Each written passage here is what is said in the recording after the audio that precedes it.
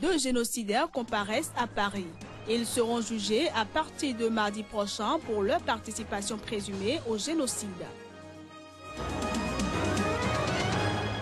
Au Nigeria, après des mois de retard causés par des erreurs et des divergences sur le projet initial, le président Muhammadu Buhari a approuvé ce vendredi le budget 2016.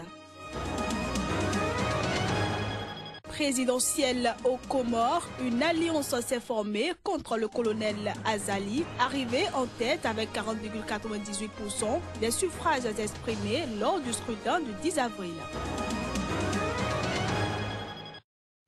Voilà ainsi présenté l'ossature de cette édition. À toutes et à tous, bonjour.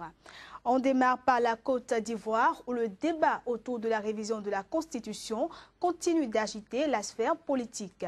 Après le président du Front populaire ivoirien, Pascal Affi N'Guesson, c'est au tour de Mamadou Koulibaly de donner son avis. C'était ce vendredi à l'occasion d'un séminaire bilan initié par son parti en vue de décortiquer les actions du président Alassane Ouattara à la tête de la Côte d'Ivoire. Le président de Liberté et Démocratie pour la République, Laïder, a critiqué ce projet de révision constitutionnelle. Il y voit une manœuvre du président ivoirien pour faire sauter le verrou de la limitation de mandat et la limitation d'âge pour les présidentielles en vue de solliciter un troisième mandat. Le professeur Mamadou Koulibaly intervient sur des propos recueillis par Chris Paten à Sémian. Le président veut réviser la Constitution, dit-il. Il veut toucher à l'article 35, dit-il. D'accord. L'article 35, il va enlever les dispositions confligènes. En quoi est-ce que dans l'article 35, il y a encore des dispositions confligènes? L'article 35 a été élaboré. Des illustres personnalités dans ce pays ont expliqué que ça avait été élaboré contre Ouattara pour qu'il ne puisse pas être candidat, le « et » et le « ou ». Mais Ouattara est président depuis maintenant 6 ans bientôt. Qu'est-ce qui gêne en réalité et qu'on veut modifier? Dans l'article 35, il y a encore des dispositions. Il y en a deux en particulier qui gênent. Il y a celle qui dit qu'un président de la République chez nous est élu pour un mandat de 5 ans renouvelable une fois. Ça gêne.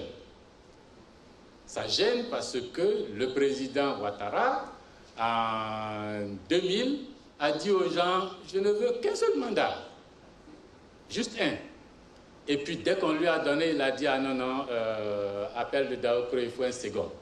Et puis il a tout fait pour avoir le second. Maintenant il dit qu'il y a des dispositions confligènes qu'on va enlever. C'est que le type il veut un troisième mandat. En 2020, il veut être candidat. La limitation d'âge et la limitation de mandat le gêne. Ce n'est pas confligène, c'est gênant pour lui. Il faut réviser la Constitution et puis enlever la limitation d'âge. Certains de ses collaborateurs l'ont dit. Au Rwanda, une semaine après le début du génocide, le 13 avril 1994, Jean Damascène Rutangujira a vu toute sa famille massacrée dans l'église de son village de Kabarondo. 22 ans après le génocide, il s'apprête à témoigner à Paris contre le bourgmestre de Kabarondo de l'époque et son prédécesseur. Ces derniers seront jugés à partir du 10 mai pour leur participation présumée au génocide. Reportage. 22 ans après, jour pour jour, les Rwandais de cette petite ville de l'est du pays se souviennent. À Kabarondo, le 13 avril 1994, environ 3000 Tutsis et Hutus modérés s'étaient réfugiés dans cette église pour échapper aux tueries. Hommes et femmes ramassent des pierres et résistent. Le combat s'engage jusqu'à ce que les militaires portent le coup de grâce. On a lancé des roquettes au-dessus de l'église, ça tombait dedans et des grenades. Et on les a fait sortir vers 16 h. Et alors on les a massacrés ici. Seules quelques centaines ont survécu ce jour-là. Tito Baraira et Octavien Genzi, deux anciens bourgmestres de cette localité, sont accusés d'avoir participé à ces tueries, même s'ils ont toujours nié les faits. 2 jours plus tôt, ce rescapé assure avoir vu Tito Baraira encourager les miliciens à tuer. Baraira a dit aux Interahamwe qui étaient là, « Pourquoi vous pillez seulement ? Il faut tuer les gens et détruire leurs maisons. » Après, Baraira est descendu dans la vallée avec les Interahamwe. Ils ont attrapé 4 personnes et c'est Baraira lui-même qui les a découpées avec des machettes. Jean Damascène Rutagungira est un autre rescapé de l'église de Kabarondo. Retourner sur place pour lui est trop difficile. Les souvenirs sont encore trop vifs. Il se souvient très bien avoir vu Tito Barahira ce jour-là. Une femme a réussi à sortir de l'église en passant sur les cadavres. Elle est allée vers Tito Barahira pour lui dire « Ne me tuez pas, je suis Hutu ».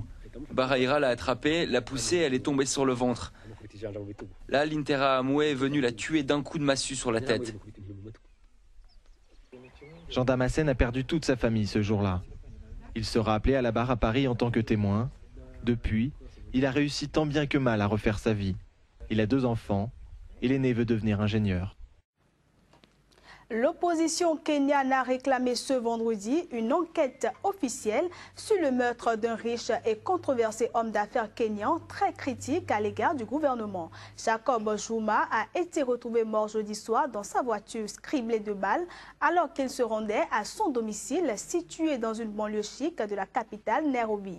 Il était considéré comme un homme d'affaires haut en couleur, mais aussi controversé qui avait notamment investi dans le secteur minier et l'immobilier.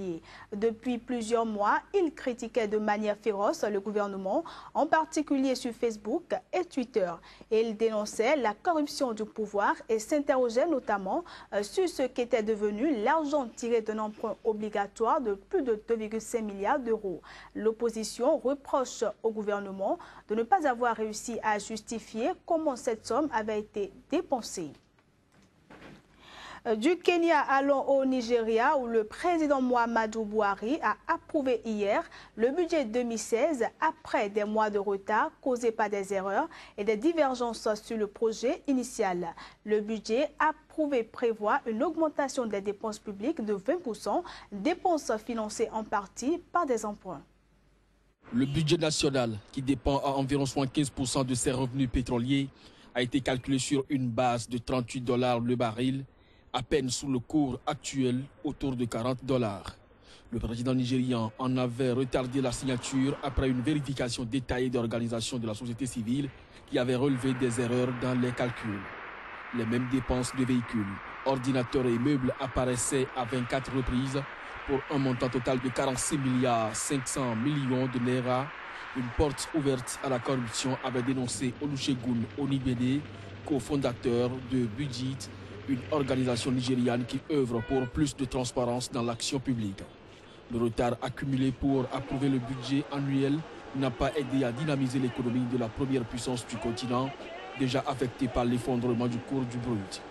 Buhari a reconnu vendredi que le Nigeria traverse ce qui pourrait être la pire période économique que le pays ait jamais connue, mais il garde espoir que ce budget record porte ses fruits.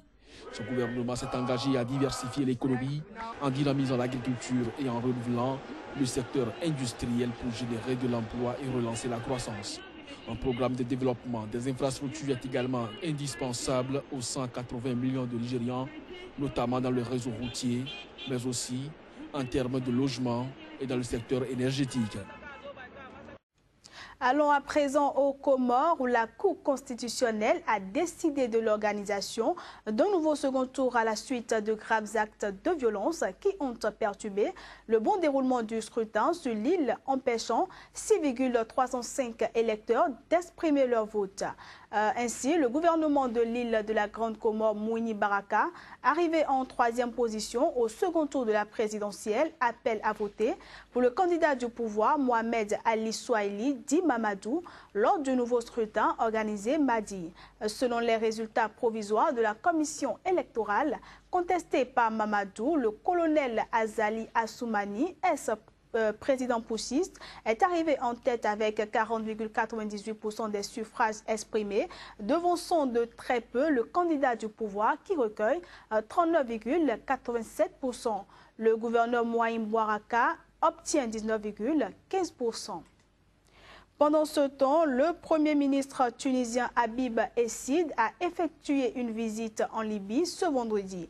Il y a rencontré son homologue Fayez Al-Sarraj pour discuter de la frontière commune entre les deux pays et les efforts pour vaincre et combattre le terrorisme. Reportage.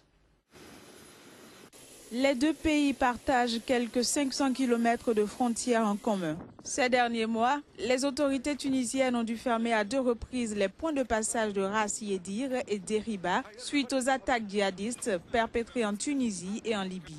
Le trafic commercial au principal poste frontière entre les deux pays est paralysé depuis plusieurs jours à l'initiative de la partie libyenne. Les échanges étaient donc consacrés au renforcement et à la réconciliation de la zone frontalière entre les deux pays, ainsi qu'à la lutte contre le terrorisme.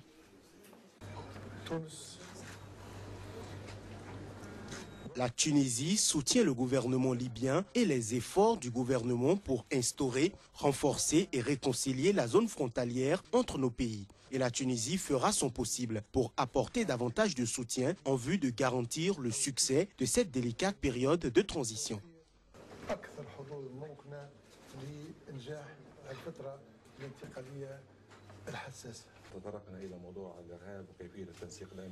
Nous avons abordé le sujet du terrorisme et comment coordonner nos dispositifs de sécurité afin de vaincre le terrorisme. Ce qui est survenu à Abu Ghraib montre que le terrorisme se répand dans toutes les régions et cela nécessite une coordination importante entre les deux pays. Notons que le poste de Ras Yedir constitue le principal point de passage entre l'ouest de la Libye et le sud-est de la Tunisie. Pour finir, des manifestants de Sao Paulo ont fêté ce vendredi la décision de la commission spéciale du Sénat d'approuver la destitution de la présidente de gauche Dilma Rousseff. Ils l'ont démontré encore une fois à travers les rues de la ville.